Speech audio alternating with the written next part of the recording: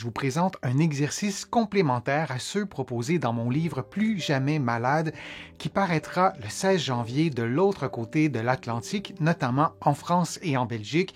J'en suis vraiment très heureux. Le livre se trouve déjà en librairie ici au Québec et dans le reste du Canada. J'espère que le livre et cette vidéo vous plairont.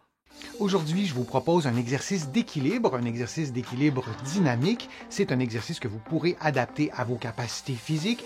Si vous regardez la vidéo, c'est peut-être parce que vous avez utilisé les codes QR de la liste de lecture de mon livre Plus jamais malade. Si vous n'avez pas encore le livre, il n'y a aucun souci, vous pourrez parfaitement suivre mes explications et comprendre les instructions de l'exercice qui se fait très facilement à la maison, qui se fait en position debout, idéalement devant un meuble, devant un point d'appui. Si jamais vous étiez déséquilibré, vous allez lever une jambe assez haut, comme vous le voyez, vous faites une flexion de la hanche, droite ou gauche, on alternera ensuite et vous maintenez la position pendant quelques secondes.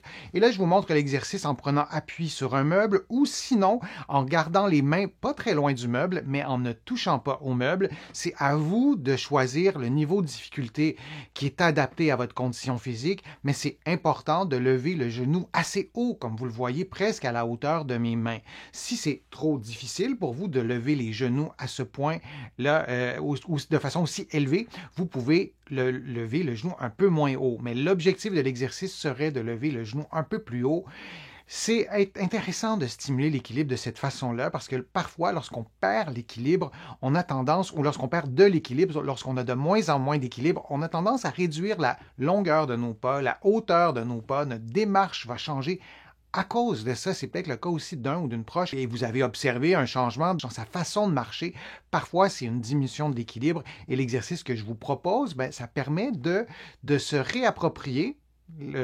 Encore faut-il comprendre pourquoi il y a une diminution d'équilibre, mais si la perte d'équilibre, elle n'est seulement causée par l'avancée en âge, causée par une blessure qui a été suivie par une longue immobilisation, un plâtre par exemple, parfois on ne retrouve pas l'équilibre au complet d'un côté. Alors il y a plusieurs raisons pour lesquelles on peut avoir moins d'équilibre, mais l'exercice comme ça, en levant le genou très haut, c'est un exercice que j'aime bien pour augmenter le niveau de difficulté. Je vous ai souvent donné ce truc-là. Vous fermez les yeux une fraction de seconde et vous les recouvrez.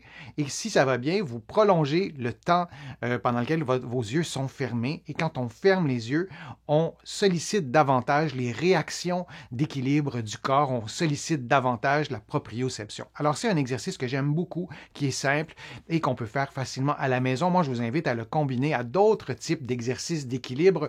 Vous allez en trouver sur ma chaîne et vous m'avez beaucoup écrit, les lecteurs de mon livre et les lectrices de mon livre, pour que je vous présente d'autres exercices d'équilibre qui sont complémentaires à tous les exercices qui sont proposés dans mon livre Plus jamais malade. J'espère que je vous ai convaincu à prendre soin de vous, prendre soin de votre équilibre. Je vous dis à une prochaine vidéo. Je suis Denis Fortier. À bientôt.